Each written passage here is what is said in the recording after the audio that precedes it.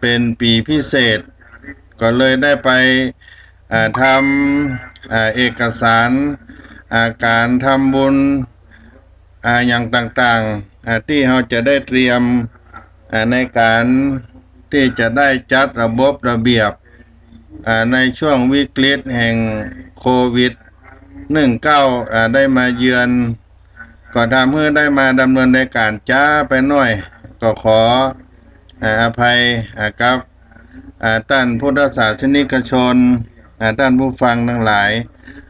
ตอนนี้ทางเครือข่ายกัลยาณมิตรท่านอาจารย์พระครูสมุวิสุวัตรได้แจ้งว่าได้ริ้งสัญญาณไปที่วัดจันทร์อำเภอกัลยาณิวัฒนาและก็ทางสถานีวิทยุคลื่นวิทยุสีขาวเพื่อชาวประชาซึ่งมีท่านอาจารย์พระครูอภิวัฒนวิกรมเจ้าวาดวัดปากตังเจริญได้เป็นผู้ในวยการก็ขอกราบขอบพระคุณ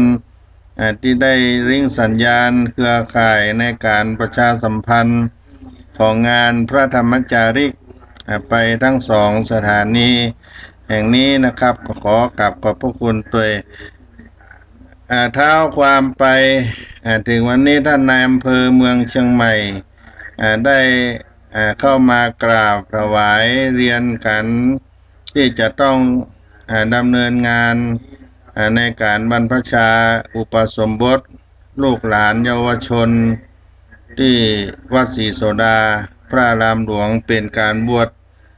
ที่จะต้องบวชมีจำนวนนับร้อยขึ้นไปก็จะต้องมีมาตรการตามนโยบายของรัฐบาลของบ้านของเมืองและเพื่อให้สอดคล้องกับความปลอดภัยในการที่จะทำบุญทางคณะก็ได้เตรียมการทั้งวันและสิ่งที่สำคัญนั่นก็เพื่อจะให้งานของพระธรรมจาริกของเฮานั้นได้บรรลุเป้าหมายตามที่เราได้ทำกันมาทุกปีซึ่งแต่ละปีนั้นก็จะมีการบรรพชาอุปสมบทหรือว่าบวชชาวเขาที่วัดเบญจมบพิตรดุสิตวนารามเป็นประจำมาโดยตลอดตั้งแต่ปีพุทธศักราช 2508 เป็นต้นมาปีนี้มาเจอในวิกฤตของโควิด19ก็บ่สามารถที่จะนำเอากุลบุตรลูกหลานที่จะเข้าไปบรรพชาอุปสมบทที่วัดเบญจมบพิตรดุสิตวนารามกรุงเทพมหานครได้พระเดชพระคุณหลวงพ่อพระเทพโกศลเจ้าวาดวัดศรีโสดาซึ่งเป็นพระมหาเถระที่ดำรงคงไว้ซึ่งพระธรรมจาริกรุ่นที่รุ่นแรกของโครงการเมื่อปี 2508 จนถึงปัจจุบันนี้ญาติโยมก็50 กว่าปีแล้วก็ได้มีบัญชาให้คณะทำงานในโครงการพระธรรมจาริกและสำนักงานส่วนภูมิภาคได้เตรียมงานไปประสานงานติดต่องานทางบ้านเมืองอำเภอจังหวัดและไปถวายรายงานพระเดชพระคุณหลวงพ่อพระเทพปริยัติเจ้าคณะจังหวัดเชียงใหม่แล้วก็จะถือเอาเป็นนิมิตมงคลของคณะสงฆ์จังหวัดเชียงใหม่ได้เป็นผู้ที่ได้ร่วมบรรพชาอุปสมบทโดยคณะสงฆ์จังหวัดเชียงใหม่เป็นกรณีพิเศษในปีนี้ตัวเราก็ถือว่าเอาวิกฤตนั้นเป็นโอกาสญาติโยมทำเมื่อคณะสงฆ์จังหวัดเชียงใหม่นั้นได้มาเป็นเก้าเป็นการตัวในการเอาลูกหลานชาวเขาได้มาบรรพชาอุปสมบทณวัดศรีโสดาพระอารามหลวงแห่งนี้เราจะนึกถึงไปในอดีตเจ้าคุณสมเด็จพระพุทธชินวงศ์หลวงพ่อสุวรรณโชตมหาเถระเป็นปฐมประธานคณะพระธรรมจาริกก็คือเป็นผู้ก่อตั้ง โครงการพระธรรมจาริกนี้ขึ้นมาตั้งแต่ปีพุทธศักราช 2508 จนถึงปัจจุบันนี้หลวงพ่อได้วางรากฐานให้กับคณะสงฆ์ซึ่งปัจจุบันนี้ก็มีหลวงพ่อท่านเจ้าคุณพระเทพโกศลเจ้าวาดวัดศรีโสดานี่เป็นลักชัยเป็นร่มโพร่มไทรเป็นองค์แทนของหลวงพ่อสมเด็จพระพุทธชินวงศ์ที่เฮาเคารพนับถือเป็นสังฆบิดรของพี่น้องเจ้าเขาของคณะพระธรรมจาริกแล้วทางปัจจุบันนี้ทางคณะสงฆ์เฮาที่ได้มีประธานใหญ่แถมรูปหนึ่งต่อเนื่องมาจากเจ้าคุณสมเด็จพระมหาราชมังคลาจารย์รูปที่สองต่อจากหลวงพ่อสมเด็จพระพุทธชินวงศ์ก็คือท่านเจ้าคุณพระเทพกิติเวทีประธานคณะพระธรรมจาริกรูปปัจจุบันนี้รูปที่สามซึ่งดำรงตำแหน่งเป็นเจ้าอาวาสวัดเบญจมาบพิตรดุสิตวนารามปัจจุบันนี้เพราะฉะนั้นงานของพระธรรมจาริกก็ผูกพันกันมาโดยตลอดพี่น้องศรัทธาสาธุชนที่เคยเอาลูกหลานไปบวชที่กรุงเทพก็จะได้ไปที่วัดเบญจมาบพิตรได้ไปกราบพระพุทธชินราชองค์พระประธานของวัดเบญจมาบพิตรที่มีความงดงามและมีพระอุโบสถหินอ่อนมีหนึ่งเดียวในประเทศไทยที่งดงามแล้วก็ถือว่าเป็นวัดที่ในความอุปถัมภ์ของพระราชามหากษัตริย์โดยเฉพาะในรัชกาลล้นเกล้าในรัชกาลที่ห้าเราก็จะไปบวชพี่น้องลูกหลานชาวเขาเฮาตลอดและบางท่านบางคนนั้นก็ได้ไปบวชเป็นพระภิกษุในพระอุโบสถหินอ่อนที่วัดเบญจมาบพิตรอาจจะได้สดับรับฟังตั้งรายการสถานีแห่งนี้ที่อำเภอกัลยาณิวัฒนาและพี่น้องศรัทธาวัดจันทร์ซึ่งเป็นวัดเก่าวัดแก่ที่ผูกพันกับโครงการพระธรรมจาริกมาโดยตลอดซึ่งพระธรรมจาริกของเฮานั้นได้ไปตั้งวางรากฐานที่วัดจันทร์เมื่อปี 2514 15 16 เป็นต้นมาจนถึงปัจจุบันนี้และถ้านับสถิติในการบวชของลูกหลานพี่น้องกะเหรี่ยงที่อำเภอกัลยาหรือว่าวัดจันทร์ในปัจจุบันนี้ก็นับร้อยนับพันขึ้นถือว่าเป็นศิษย์ที่อยู่ในใต้ร่มเงาของเจ้าพระคุณสมเด็จพระพุทธชินวงศ์เป็นพระอุปัชฌาย์เก่าเดิมของงานบวชชาวเขาที่เราได้กราบได้ไหว้มาโดยตลอดญาติโยมทั้งหลายการจัดงานของงานบวชชาวเขาปีนี้ก็ต้องมานักอยู่ที่หลวงพ่อพระเทพโกศลเจ้าวาดวัดศรีโสดาผู้เป็นรองจากหลวงพ่อสมเด็จพระพุทธชินวงศ์สุวรรณโชตมหาเถระนักในการที่จะต้องเตรียมหลายๆอย่างหลายๆงานเพราะว่าอยู่ในช่วงของโรคระบาดแต่ก็ยังมีคณะจากบ้านเมืองจากจังหวัดอำเภอเมืองจังใหม่ของเฮานี้จะต้องมาร่วมด้วยช่วยกันมาร่วมการร่วมงานในวันนี้ก็จะให้งานนั้นได้ลุล่วงไปด้วยดีเพราะเฮาได้ทำกันมาบ่ฮือได้ขาดตอนในการที่จะต้องเอาลูกเอาหลานได้มาบวชในบวรพระพุทธศาสนาในโครงการของพระธรรมจาริกวันนี้ได้รับเกียรติที่ท่านนายอำเภอเมืองเชียงใหม่ได้มาเป็นประธานในการที่ประชุมเตรียมพร้อมที่จะให้ยังงานนี้สำเร็จในประเด็นที่จะต้องเตรียมกันซึ่งทางเลขานุการในที่ประชุมก็ได้บันทึกให้ เตรียมการเตรียมงานตามที่ได้ประชุมหารือร่วมกับท่านนายอำเภอเมืองเชียงใหม่ในวันนี้ที่ได้เข้ามากราบถวายต่อพระเดชพระคุณหลวงพ่อเราก็จะต้องเตรียมสถานที่จัดสถานที่ประกอบพิธีการบรรพชาอุปสมบทเว้นระยะห่างของคนที่จะบวชคนที่จะเข้ามาในการบรรพชาอุปสมบทจัดที่พักผู้เป็นเจ้าภาพในการบวชสามเณรบวชพระภิกษุให้นั่งห่างกันโดยแยกอาจจะเป็นจังหวัดอำเภอที่ได้เดินทางมาตลอดถึงโต๊ะลงทะเบียนการเข้ามาที่วัดศรีโสดาจะต้องวัดไข้จะต้องล้างมือด้วยเจลจะต้องล้างด้วยแอลกอฮอล์จัดโต๊ะลงทะเบียนต้องผ่าน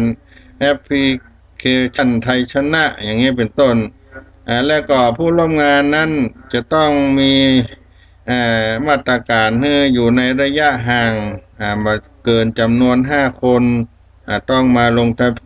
เบียนต่อเจ้าหน้าที่เรียงลำดับในการทำบุญและผู้มาอุปสมบทมาบวชมาบรรพชาก็จะต้องได้รับการวัดไข้โดยเครื่องเลเซอร์วัดไข้โควิด19ในการบริการทางภาครัฐนั้นก็มีท่านนายอำเภอเมืองเชียงใหม่นั่นก็จะได้แต่งตั้งคณะกรรมการอำนวยการสะดวกต่อการจัดงานบรรพชาอุปสมบทสาธารณสุขเทศบาลตำบลสุเทพอสมตำบลสุเทพก็จะมาบริการให้เราตลอดงานในช่วงมีงานในวัดศรีโสดาสาธารณสุขเทศบาลตำบลสุเทพก็จะมาพ่นยาในการฆ่าเชื้อโรคต่างๆและก็จะได้ร่วมด้วยช่วยกันตลอดหลังเสร็จงานเก็บหลักฐานการทำงานเพื่อไว้เป็นการป้องกันในการแพร่ระบาดโรคโควิดในวัดวาอารามที่เราจัดและก็ท่านทั้งหลายที่ได้ร่วมงานได้มาเป็นเจ้าภาพทุกปีปีนี้ก็จะได้มีการจัดงานที่วัดศรีโสดาพระอารามหลวงในกำหนดการนั้นการบรรพชาอุปสมบทพี่น้องท่านผู้ฟังดังวัดจันทร์กัลยาณิวัฒนาถ้ามีคนที่จะบวชเป็นพระภิกษุก็ขอได้สมัครชื่อไปที่ด้านพระครูจันทรากิจจารักษ์ท่านอาจารย์นิคมเจ้าวาดวัดจันทร์เนาะเจ้าคณะตำบลเพิ่นจะได้ส่งรายชื่อเข้ามาที่สำนักงานวัดศรีโสดาพระอารามหลวงของฆราวาสที่จะบรรพชาอุปสมบทเป็นพระภิกษุหรือว่าอำเภอแม่เสรียงอำเภอจอมทองอำเภอแม่วางได้รับฟังหากจะประสงค์ที่จะบวชร่วมโครงการพระธรรมจาริกในปีนี้ก็ขอให้แจ้งบัตังคณะพระธรรมจาริกหรือว่าคณะสงฆ์ก็ได้หรือว่าจะลงมาที่วัดศรีโสดาพระอารามหลวงแห่งนี้ก็ได้ในการบรรพชาอุปสมบทราษฎรบนพื้นที่สูงในปีนี้เพื่อถวายพระราชกุศลเนื่องในโอกาสวันเฉลิมพระชนมพรรษาพระบาทสมเด็จพระปรมินทรรามาธิบดีศรีสินธรมหาวชิราลงกรณ์พระวชิระเกล้าเจ้าอยู่หัวเราได้ตั้งจำนวนไว้169 คนที่จะได้น้อมถวายเป็นพระราชกุศลณวัดศรีโสดาพระอารามหลวงได้มีกำหนดการอยู่2 วันก็คือวันที่3วันที่4กรกฎาคมพุทธศักราช2563ในวันที่2ที่3กรกฎาคมนั้นผู้ปกครองราษฎรบนพื้นที่สูงที่เดินทางมาร่วมงานจากภูมิลำเนานั้นก็คือตามหมู่บ้านที่ลูกหลานของตัวเองอยู่นั่นตามหมู่บ้านชาวเขาของเขานั้นจะได้ลงมาพักที่วัดศรีโสดาพระอารามหลวง ในวันที่2ที่3ก็จะเดินทางมามาพักที่วัดศรีโสดาวันที่3ตรงกับวันศุกร์วันที่3กรกฎาคมก็จะเป็นวันที่จะมีพิธีกราบขอขมาก่อนเข้าพิธีบรรพชาอุปสมบทกราบขอขมาต่อพระเดชพระคุณหลวงพ่อพระเทพโกศลซึ่งเป็นร่มโพล่มไทรของโครงการพระธรรมจาริกผู้อำนวยการสำนักงานพระธรรมจาริกส่วนภูมิภาคอันรูปที่2นั้นกราบขอขมาพระเดชพระคุณหลวงพ่อเจ้าคณะจังหวัดเชียงใหม่พระเดชพระคุณหลวงพ่อพระเทพปริยัติเป็นประมุขสงฆ์ในจังหวัดเชียงใหม่อันที่3นั้นกราบขอขมาต่อท่านผู้ว่าราชการจังหวัดเชียงใหม่ท่านเจริญฤทธิ์สงวนทรัพย์ทั้ง3รูปคนนี้จะเป็นการกราบขอขมาก่อนเข้าพิธีบรรพชาอุปสมบทในวันที่3กรกฎาคมเวลา 14 นาฬิกาเป็นต้นไปและเวลา 16 นาฬิกา 30 นาทีเราจะมีพิธีเอานาคเอาลูกแก้วเป็นพระนาคแก้วเป็นลูกแก้วลูกแสงของโครงการพระธรรมจาริก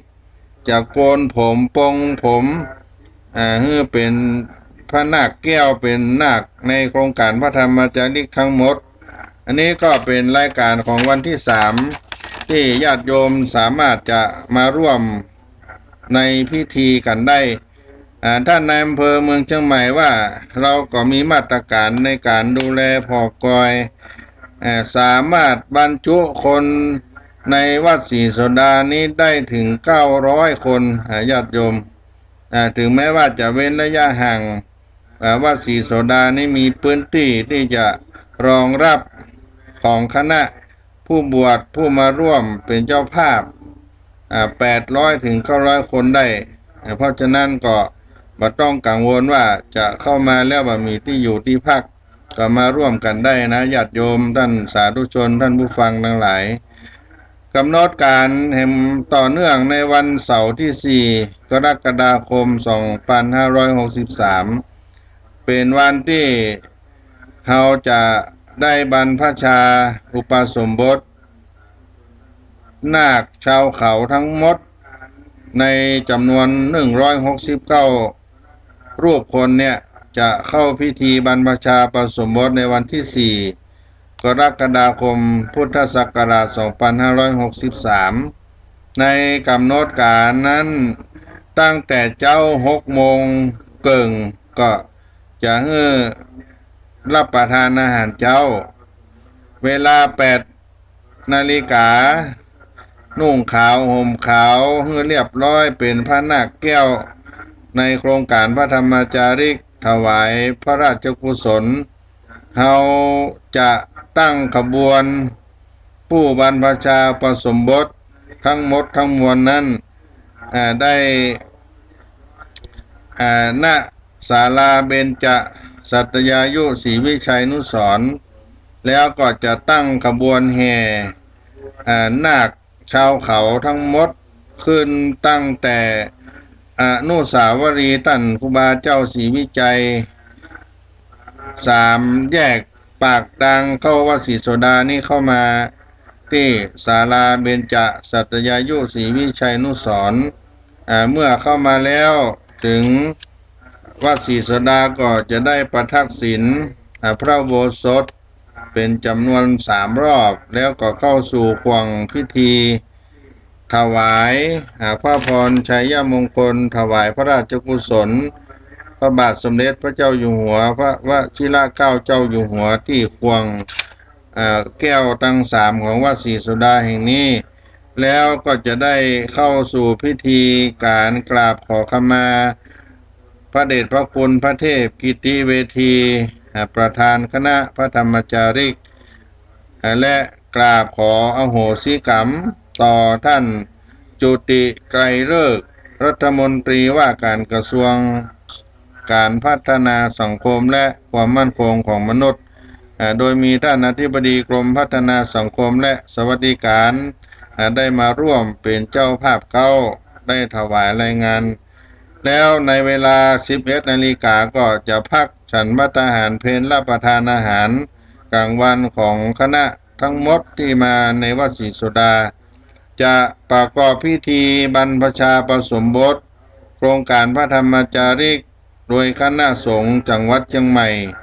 คณะพระธรรมจาริกทั้งหมดทั้งมวลก็จะได้เข้าสู่พิธีในการบรรพชาอุปสมบทณขวงพระท่าสีมาของวัดศรีโสดาพระอารามหลวงแห่งนี้โดยที่เฮาท่านทั้งหลายนั้นจะได้มาร่วมกันตั้งแต่เวลา 12 นาฬิกา 30 นาทีเป็นต้นไป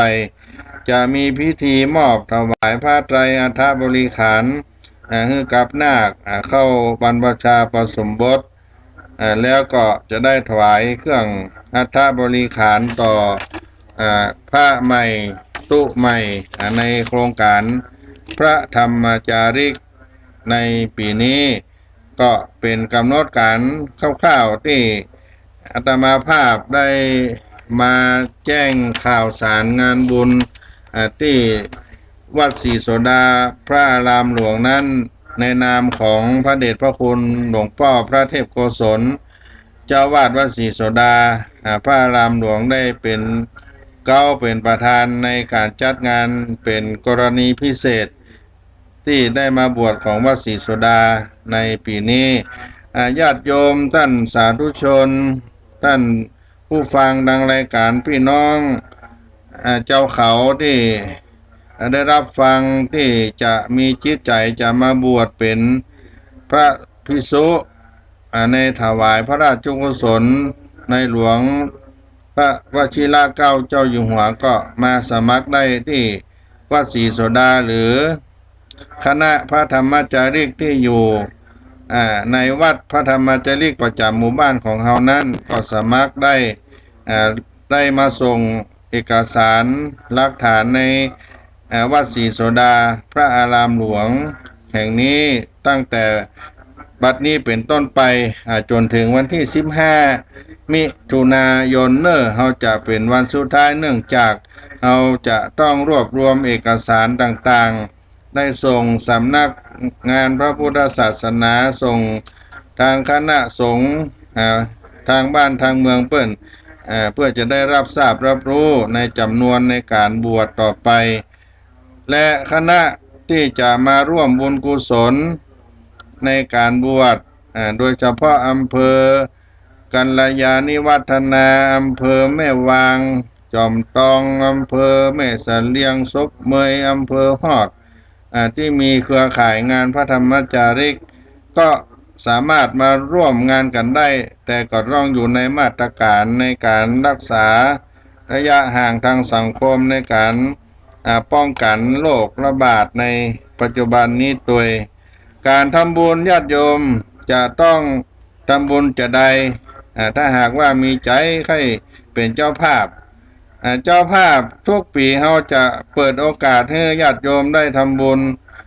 ถวายรูปละ 2,500 บาทในเรื่องของเครื่องอัฐบริขารทั้งหลายทั้งปวงนั้นก็สามารถมาเป็นเจ้าภาพได้วัดศรีโสดาพระอารามหลวงนั้นก็ได้เปิดรับบุญจากญาติโยมตั้งแต่วันที่ 1 มิถุนายนเป็นต้นมาแล้วถ้าหากมีความประสงค์จะมาทานผ้าไตรถวายผ้าไตร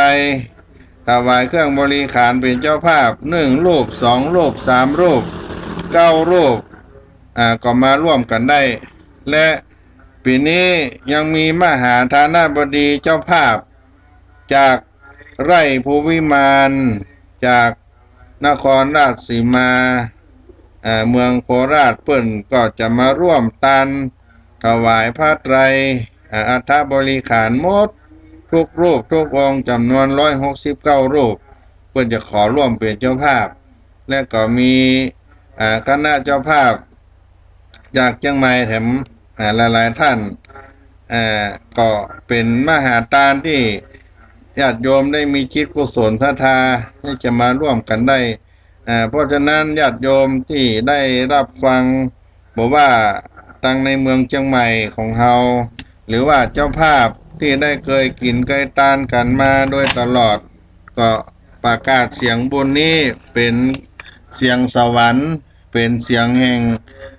การน้อมนำเอาจิตเอาใจเข้ามาร่วมสร้างศาสนทายาทโครงการว่าธรรมจาริกในการบวชประจำปีในปีนี้ได้ที่วัดศรีโสดาพระอารามหลวงตามกำหนดการที่อาตมาภาพได้บอกไปโดยสังเขปเนาะมาติดต่อกันได้ตลอดทุกวันตั้งแต่8 โมงถึง4 โมงแรงหรือว่าท่านใดจะมาภาคค่ำยามเย็นพระสงฆ์องค์เนรเฮากะสามารถจะรับบุญกุศลจากญาติโยมนี้ได้ในนามของหลวงพ่อพระเทพโกศลก็ขอประกาศบุญกับท่านผู้ฟังทางรายการเสียงธรรมพระธรรมจาริกวัดศรีโสดาในเมื่อค่ำยามแรงในวันนี้ได้รับทราบกัน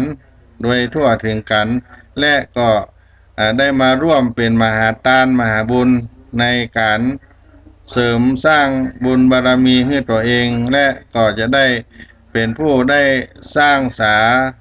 สนทายาทโครงการพระธรรมจาริกสืบทอดอายุพระพุทธศาสนาร่วมกันตอนนี้ทุกท่านได้พักฟังธรรมคีตะเสียงเพลงธรรมจาริกที่ได้เดินขึ้นไปป่าไปเขาไปท